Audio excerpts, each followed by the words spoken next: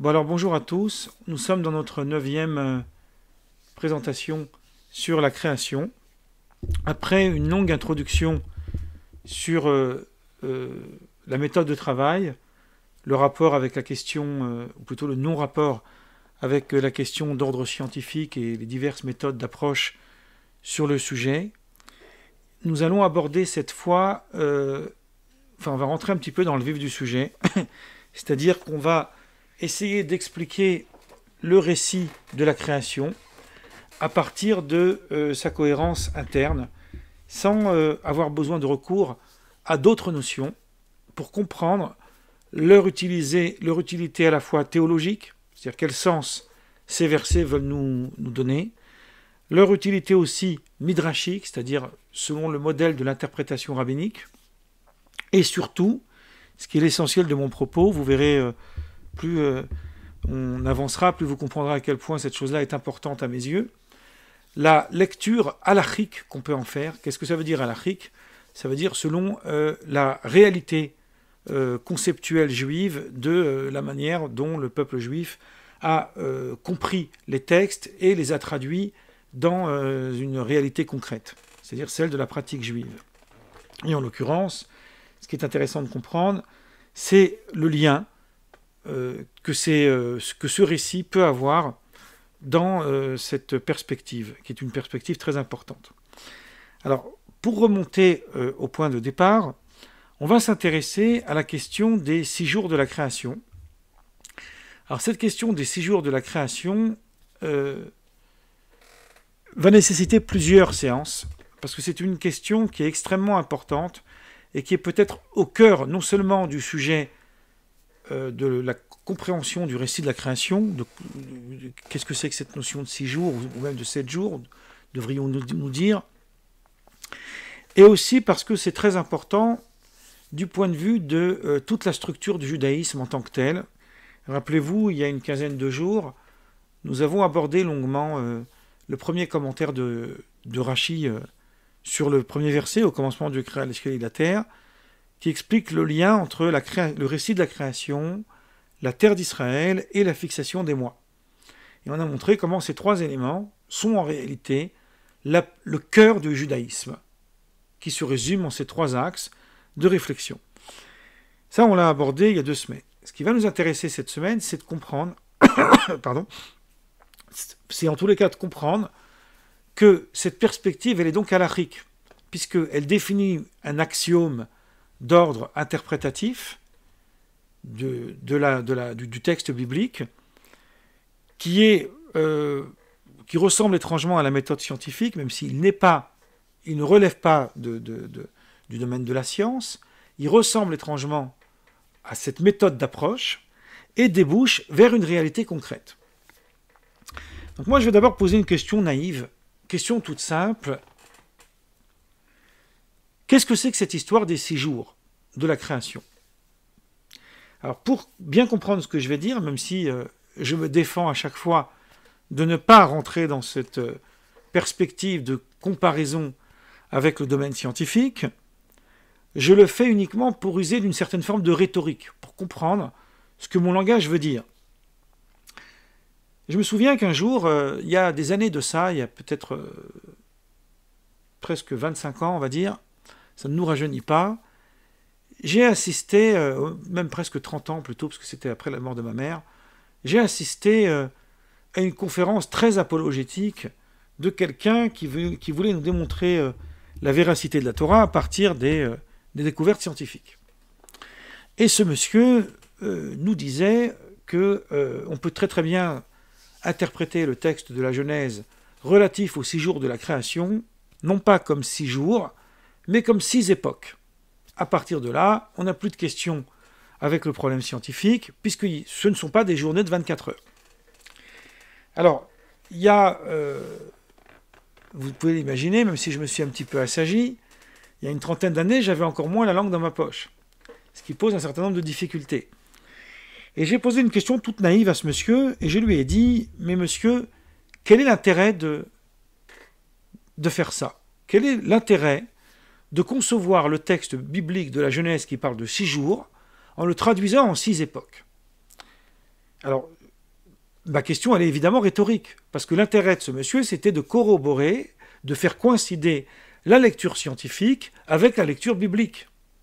Or, ma question, qui lui d'ailleurs ne l'a pas comprise, on a parlé pendant une demi-heure après, j'ai compris que je n'y parviendrais pas, ma question, elle était tout autre. Ma question, elle était, quel est l'intérêt de parler de 6 époques d'un point de vue du texte biblique lui-même? Je ne dis pas qu'on ne peut pas avoir cette lecture. On peut peut-être avoir cette lecture. Nous allons voir dans les semaines suivantes comment ces textes ont été interprétés. Mais si notre lecture elle est motivée parce que les découvertes scientifiques nous ont révélé que le monde a beaucoup plus que 5700 et quelques années, alors on ne fait plus de la théologie. On est dans quelque chose qui est un à côté du sujet qu'on essaie de comprendre. Or, d'un point de vue du texte biblique lui-même, on va le démontrer cette semaine, là, ce soir, aujourd'hui, a priori, d'un point de vue du pshat, c'est-à-dire d'un point de vue du sens cohérent, il y a une impossibilité de comprendre d'abord, c'est-à-dire de prime abord, le texte, autrement qu'en le comprenant selon les 6 jours effectifs de 12 heures de jour et 12 heures de nuit, tels que nous les connaissons aujourd'hui. Et je me souviens qu'à l'époque, je lui avais cité un aphorisme des Pirkei Avot, Maxime des Pères, qui est un chapitre, un traité du Talmud, qui n'a pas de Gemara, c'est un traité de Mishnah, qui ressemble étrangement à une sorte de traité moral, qui nous dit dans le premier chapitre du texte de la Mishnah, en fait, de Maxime des Pères, la Mishnah numéro 5, non, pardon, dans le 5e chapitre, excusez-moi, la Mishnah numéro 1, donc la première Mishnah du 5e chapitre, qui nous dit « En 10 paroles, le monde a été créé ». Qu'est-ce que ça veut dire « En 10 paroles, le monde a été créé » On retrouve ça aussi dans le Talmud, dans le traité Chagiga. C'est parce que on voit que Dieu a créé le monde par sa parole. Que la lumière soit, et la lumière fut. Dieu dit que la lumière se sépare de l'obscurité, etc. Que les eaux d'en haut se séparent des eaux d'en bas, etc. À chaque fois, on dit « Vayomer Elohim », Dieu dit. Alors, c'est une petite parenthèse, mais qui a son poids, comme on dit. Le Talmud ne s'est pas démonté, ils sont à partie comptés. Ils ont ouvert le récit de la création, ils ont été comptés combien de fois, combien de fois il est écrit « Et Dieu dit » dans le récit de la Genèse. Et le texte montre qu'en fait, ils le disent que 9 fois. Alors le Talmud, dans le traité Chagiga, pose la question, s'ils le disent que 9 fois, pourquoi on dit en 10 paroles Dieu créa le monde? Parce que c'est en 9 paroles. Réponse du Talmud, la première phrase du récit, au commencement Dieu créa le ciel et la terre, c'est la première parole. Ce qui montre que cette phrase aussi est créatrice. C'est pas simplement un récit qu'on nous raconte qu'à ce moment-là, le monde a été créé. Bon, on va laisser ça pour après, mais c'est simplement pour vous montrer la rhétorique. Moi, ce qui m'intéresse, c'est la suite de cette Mishnah. Cette Mishnah nous pose la question suivante, je vais la dire en hébreu parce que j'aime bien introduire une sorte d'aphorisme bien connu, qui est connu, à mon avis, de certaines personnes qui sont présentes. Uma Talmud Lomar, quel est le sens de cette idée? Qu'est-ce que ça vient nous dire? Vous voyez la question tout de suite. La Mishnah pose la question. Qu'est-ce que ça vient nous apprendre que le monde il a été créé par 10 paroles? Et la Mishnah continue et nous dit Ve'alo, il est évident que Bema'amar Echad hayayachol leibarot, que Dieu aurait pu créer le ciel et la terre en entier avec qu'une seule parole. Pourquoi avoir usé de 10 paroles? Donc, avant d'arriver à la réponse, qui est non moins intéressante, je vais m'arrêter à la question. Ce que j'avais dit à ce monsieur il y a 25 ans, je lui avais dit, mais ce que vous ne comprenez pas, c'est que la vraie question qu'il faut se poser quand on lit la Genèse et qu'on veut essayer de le comprendre à partir de sa cohérence interne, c'est pas pourquoi le monde il a été créé en 6 jours et pas en 6 milliards d'années, mais c'est pourquoi le monde il a été créé en 6 jours et pas en 1 minute. Pourquoi autant de temps pour créer le monde? Pourquoi Dieu il a besoin de 6 jours, de 24 heures pour créer le monde? C'est pas comme un promoteur qui nous annonce qu'il va faire des travaux de rénovation sur l'église Notre-Dame et qu'il va finir à telle date. Là, on a affaire au bon Dieu. Il peut créer en un claquement de doigts. Pourquoi tout d'un coup il crée le monde? Il met autant de temps pour créer le monde. Et la réponse, est la même, à mon avis, que celle que la Mishnah nous donne. Qu'est-ce qu'elle dit, la Mishnah, dans les Maximes des Pères?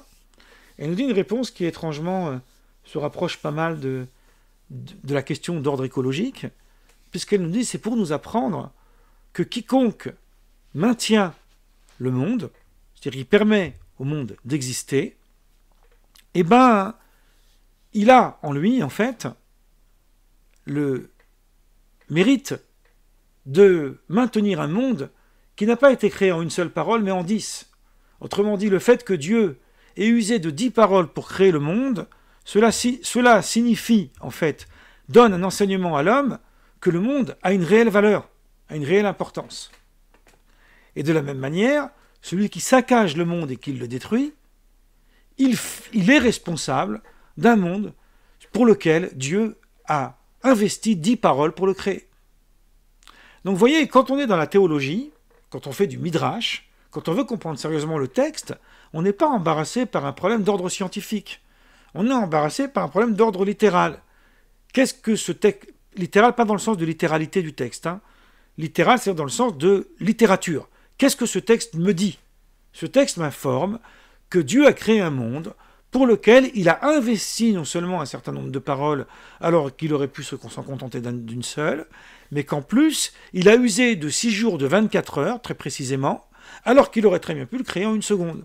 Et même en moins que ça. En un claquement de doigts, en un clin d'œil. Peu importe. Alors, s'agissant de Dieu, c'est presque absurde de dire ça.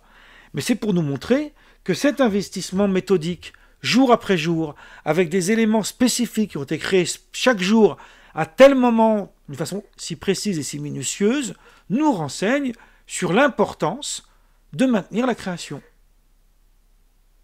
Donc on a une lecture complètement inverse de ce qu'on aurait pu imaginer. Maintenant, moi je ne vous dis pas qu'on ne peut pas avoir une autre lecture qui permet de montrer que ces 6 jours ne sont pas si simples. Mais cette autre lecture, elle doit reposer elle aussi sur une exigence d'ordre théologique d'abord. Comment le comprendre à partir du texte lui-même, à partir de ce que dit le texte.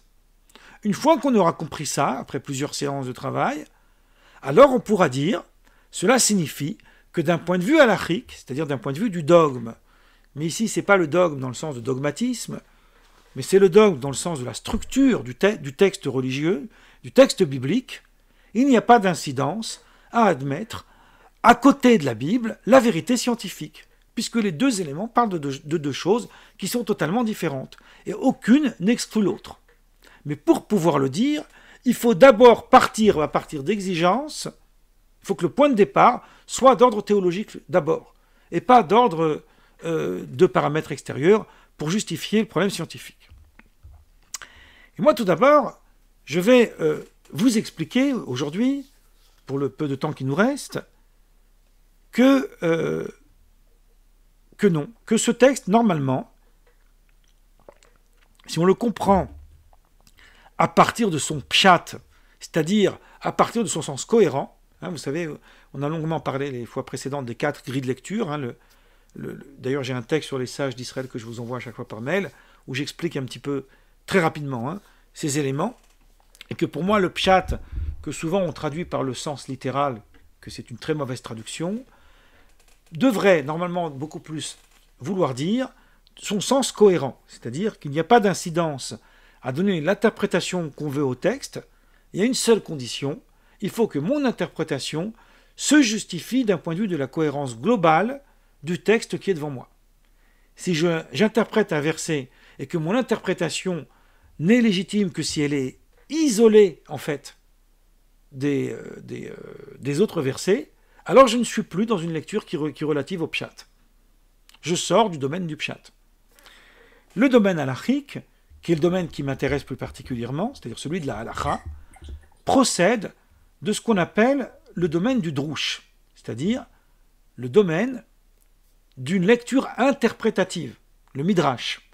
Ça inclut la Haggadah, la narration, les homélies, les allégories. Ce que ça veut dire au midrash, c'est-à-dire que la lecture halachique, elle n'a pas l'exigence d'être cohérente d'un point de vue de la lecture globale du texte, mais elle a une autre exigence qui procède d'une autre cohérence de lecture du texte. Ça, on va le voir dans notre manière de travailler. Elle ressemble étrangement à la méthode dite du Midrash, la méthode midrashique. Parfois, on a besoin de la méthode midrashique parce que la méthode du pshat n'est pas suffisante. Elle n'est pas suffisante pour permettre de comprendre l'élaboration du texte. C'est pour ça que Rashi, qui est le commentaire classique de la Torah, il dit lui-même qu'il n'est venu que pour expliquer le pshat, c'est-à-dire le sens cohérent du verset, mais que il va avoir recours au midrash quand c'est nécessaire, parce que ça aide à avoir une meilleure compréhension du texte. Donc là aussi, on fait à peu près pareil. On a d'abord une première lecture, et ensuite on a le midrash qui nous permet en fait d'apporter un éclairage supplémentaire à la première lecture. Notre séance d'aujourd'hui va se contenter à essayer d'expliquer la première lecture. Vous avez dans le texte de la Genèse, je voudrais aussi introduire cette petite idée, vous avez certains versets qui, d'un point de vue de la critique biblique, paraissent perdre leur cohérence. On sait par exemple que la critique biblique a établi qu'il y a deux récits et qu'il y a deux couches de lecture dans le livre de la Torah, dans le texte de la Torah, notamment, plus particulièrement dans le livre de Bereshit, et que parfois on se rend compte que certaines couches de lecture ont interféré d'autres couches de lecture. Ça, c'est une méthode scientifique. Je ne discute pas sur le bien fondé de cette méthode, là n'est pas le problème. Sauf que la méthode rabbinique qui a fait ses preuves et qui est bien antérieure à la critique biblique a déjà pointé ces diverses difficultés et a proposé elle-même de solutionner ces difficultés en y apportant des réponses tantôt d'un point de vue du pshat, c'est-à-dire d'un point de vue du sens cohérent, tantôt d'un point de vue du midrash, c'est-à-dire d'un point de vue d'interprétation. Et ça m'intéresse ici de vous lire une petite introduction du Rav Soloveitchik, que je cite souvent dans son livre, alors que j'ai ici, après, à chaque fois que je le cherche, je ne le trouve pas, Le croyant solitaire, dans lequel le Rav Soloveitchik, qui est un des plus grands intellectuels juifs du XXe siècle, s'intéresse aux deux Adams. Vous savez qu'il y a deux Adams dans le récit de la Genèse. C'est un sujet qu'on va aborder beaucoup plus loin. Et dans la première partie de mon livre L'autre, l'image de l'étranger dans le judaïsme, j'ai repris ces éléments de Soloveitchik qui sont extrêmement importants puisqu'ils nous expliquent le sens profond de ces deux Adams. Dans la critique biblique, on a imaginé que ces deux récits de la création avaient été écrits par deux auteurs différents et certainement aussi à deux époques différentes, et que quand on a compilé ces textes un petit peu disparates, on les a mis les uns à côté des autres, ce qui permet de clarifier certaines choses qui sont complexes au niveau biblique. Or, d'un point de vue rabbinique, les choses sont beaucoup plus claires que ça. Il suffit d'aller voir un peu ce que disent les textes. Et Soloveitchik l'écrit de cette manière. Après avoir décrit la problématique, il écrit ceci. Nous savons tous que la Bible présente deux récits de la création de l'homme. De même, nous connaissons la théorie avancée par la critique biblique attribuant les deux récits à deux traditions et deux sources différentes. Naturellement, comme nous acceptons sans réserve l'unité et l'intégrité des Écritures et leur caractère divin, c'est-à-dire l'inspiration divine qu'elle revêt, on parle d'un rabbin, donc c'est un langage rabbinique, nous rejetons cette hypothèse qui est fondée, comme beaucoup d'autres théories de la critique biblique, sur des catégories littéraires inventées par l'homme moderne, ignorant totalement le contenu de l'histoire biblique. Alors je ne le dis pas tout à fait comme lui, mais c'est intéressant de voir la manière dont lui il pose les choses. Il est naturellement parfaitement exact que les deux récits de la création de l'homme diffèrent considérablement. Cette dissemblance n'a pas été découverte par la critique. Nos rabbins en étaient pleinement conscients. Mais la réponse ne réside pas dans la dualité supposée de la tradition, mais dans la dualité de l'homme. Non dans la contradiction imaginaire entre deux versions, mais dans la contradiction effective dans la nature de l'homme. Les deux récits traitent de deux Adams, deux hommes, deux pères du genre humain, deux types, deux représentants de l'humanité, et il n'y a rien d'étonnant à ce qu'ils ne soient pas identiques. Là, ici, on a tout de suite le ton est donné. On a une lecture qui va un petit peu au-dessus de ce qu'on peut imaginer, puisqu'on va détailler, tout l'ouvrage, le croyant solitaire est fait pour ça, la manière dont ces deux Adams sont représentatifs de deux caractéristiques spécifiques et, j'ose dire même distinctes, qu'il existe dans l'humanité. C'est un sujet qu'on va aborder pour différentes raisons, vous verrez dans les séances suivantes. Mais je reprends en fait cette même réflexion de Soloveitchik que je transpose sur l'intégralité en fait, du récit de la création pour dire que les incohérences que nous pointerons dans le texte sont des incohérences qui, elles, ont déjà été évoquées et ont déjà été abordées dans la littérature rabbinique et midrashique. Donc c'est d'abord intéressant de comprendre cet aspect-là des choses. C'est un petit peu, alors là aussi j'ai fait une petite parenthèse, ce que Lévinas dit dans un texte, dans le Difficile Liberté, où il est très critique à l'égard de Spinoza. Je ne vais pas prendre parti entre ces deux personnages, je les aime tous les deux, la question n'est pas là.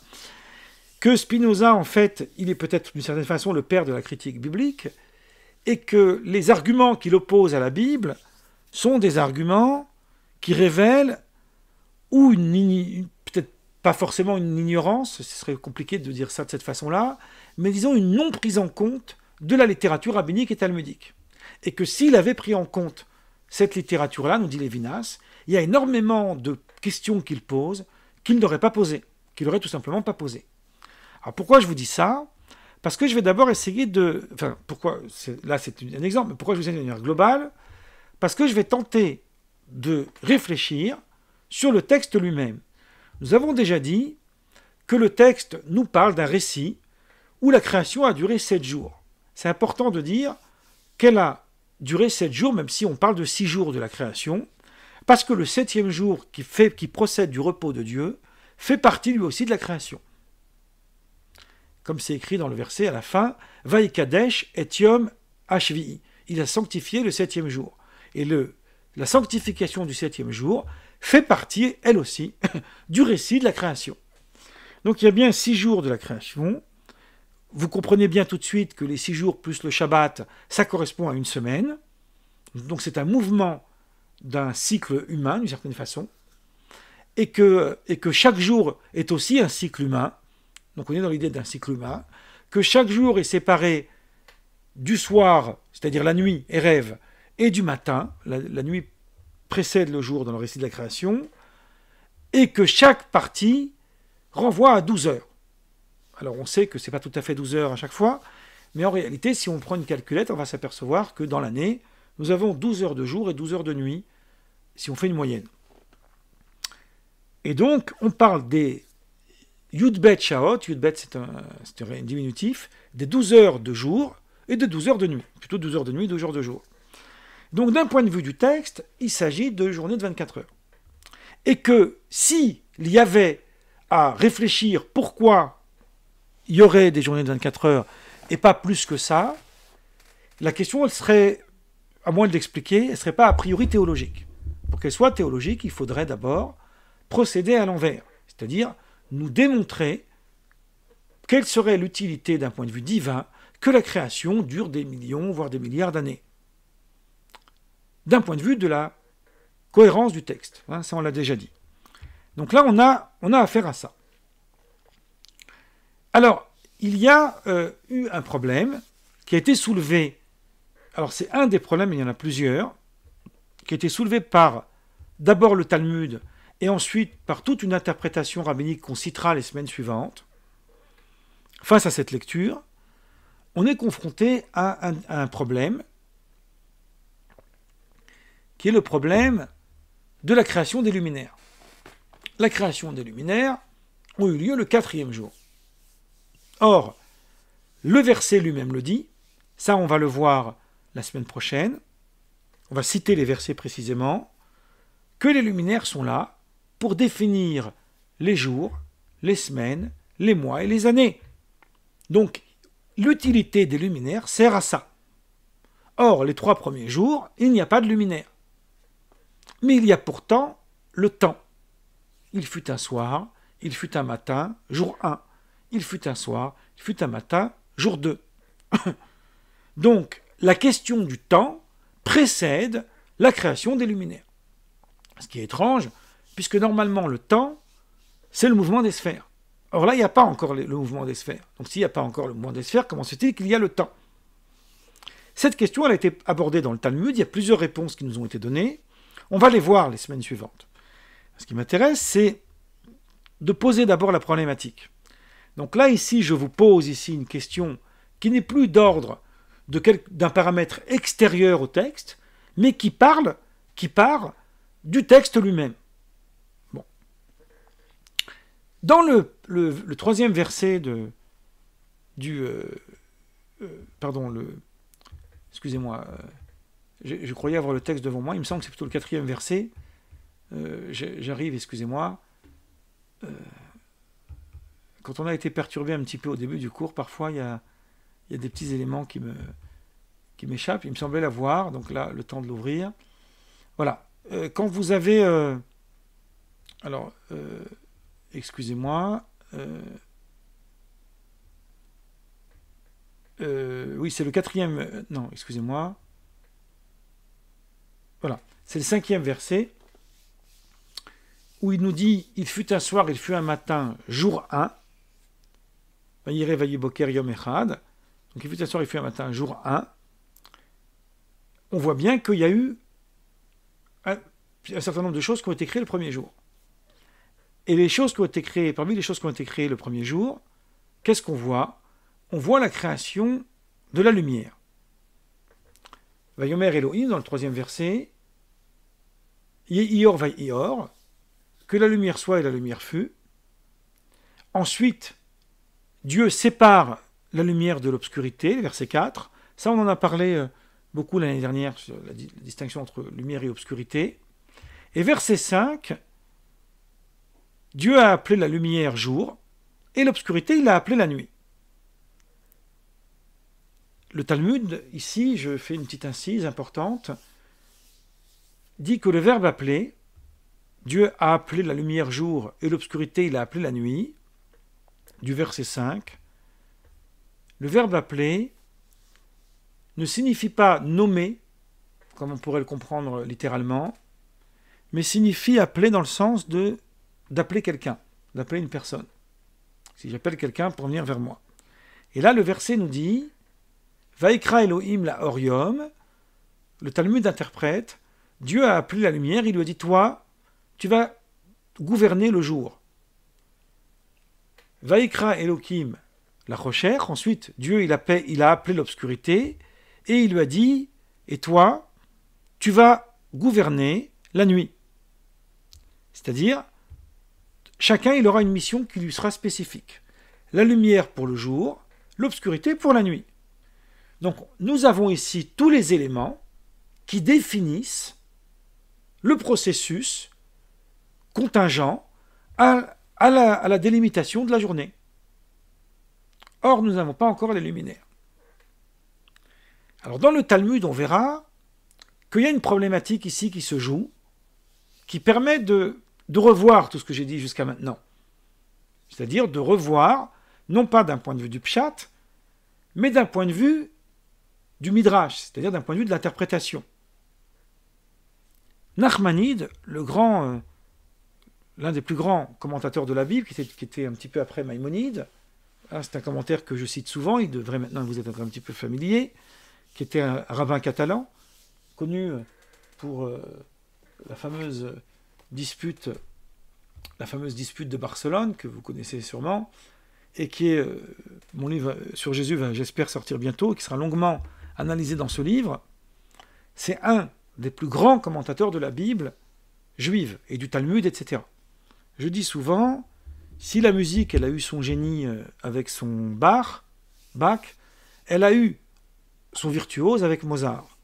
On peut dire pareil avec le judaïsme, s'il a eu son génie avec Maïmonide, il a eu son virtuose avec Nachmanide. C'est-à-dire que les deux sont pas moins importants l'un que l'autre.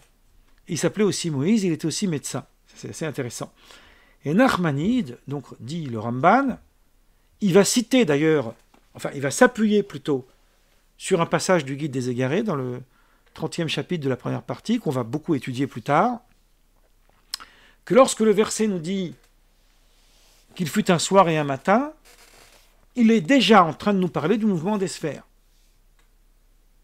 exactement tel qu'il existera après qu'ils ont été fixés. Et pourtant, les mouvements des sphères sont créés le 4e jour. Donc il va y avoir un débat dans le Talmud pour savoir si nous parlons de la même lumière ou si nous parlons d'une lumière d'une nature différente. C'est là que va reposer toute la question qui va être posée la semaine prochaine. Ici, je ne fais qu'anticiper. Nachmanide soulève la question et il va dire, après avoir soulevé la question, il va dire la chose suivante. Sache malgré tout, en dépit de ce débat, que les 6 jours de la création étaient de véritables jours constitués d'heures et de minutes semblables aux 6 jours de la semaine. Un des éléments pour justifier ce que Nachmanide dit ici repose sur la question du Shabbat. Qu'est-ce que ça veut dire la question du Shabbat ? Le Shabbat, c'est l'essentiel de la semaine. Ce n'est pas pour rien que Shabbat veut dire semaine en réalité. Quand on dit un Shabbat, on veut dire une semaine. C'est l'apogée de la semaine. C'est quoi ? C'est le moment où l'homme crée une séparation entre la première semaine et celle qui suit, entre une semaine et une autre. Puisque c'est la séparation de la sainteté du jour de Shabbat avec les 6 autres jours de la semaine qui fait que la semaine commence après que le Shabbat soit sorti. C'est pour ça qu'en Israël, même aujourd'hui d'un point de vue laïque, la semaine commence le dimanche. Et pas comme en France où elle commence le lundi, puisque les chrétiens font le Shabbat dimanche. Bon, c'est un autre débat. Mais simplement pour bien expliquer cette chose-là. Or, le Shabbat ne vaut que parce qu'il est précédé de 6 jours identiques les uns à côté des autres. Il n'y a aucune raison, d'un point de vue de la logique du Shabbat, d'imaginer que les jours auraient une tournure différente. Cette lecture que je suis en train de vous faire maintenant n'est pas la lecture définitive, on ne va pas rester avec cette lecture-là, mais il faut d'abord comprendre à quoi nous sommes confrontés d'un point de vue théologique lorsque on essaye de comprendre de quoi on parle quand on parle des 6 jours de la création. Et j'ai même envie de dire, et c'est avec ça que je vais conclure là pour maintenant, et puis après on reviendra pour le débat, qu'en réalité, toute cette lecture relative à la création et relative au Shabbat, d'un point de vue de la Genèse, n'a de sens que parce qu'elle est porteuse de sens dans la vie de tout le jour de l'homme, dans sa vie courante. Autrement dit, la lecture qui permet de justifier 6 jours de création telle que nous la connaissons aujourd'hui est a priori, je dis bien a priori, plus importante d'un point de vue du rapport que l'homme il a avec ce texte que celle de dire qu'il s'agirait de 6 époques, de milliards d'années, etc. Puisqu'on n'est pas dans un paradigme d'ordre scientifique, qu'on a compris que les 2 éléments peuvent coexister sans qu'un n'interfère les plates-bandes de l'autre, pas lieu de faire de la concurrence, on n'a donc aucune difficulté à admettre ce postulat de départ. Mais en revanche, il y a une autre raison qu'on va voir les semaines suivantes qui va nous permettre de montrer que cette lecture présente des lacunes et que c'est à cause de ces lacunes qu'elle présente qu'il y a un autre intérêt qui lui aussi est tout aussi proche du texte qui permet de justifier une toute autre lecture relative aux 6 jours de la création. Et c'est ce que nous aborderons la semaine prochaine. Donc là, ce que j'ai posé aujourd'hui dans notre rencontre, c'est de dire que l'intérêt du texte d'un point de vue de lui-même, c'est d'abord de prendre les jours tels quels. Ensuite, on a soulevé la problématique liée à la création des luminaires, et on a posé la question de la nature de la première lumière qui a été créée au départ. Est-elle la même lumière ou une lumière de nature différente?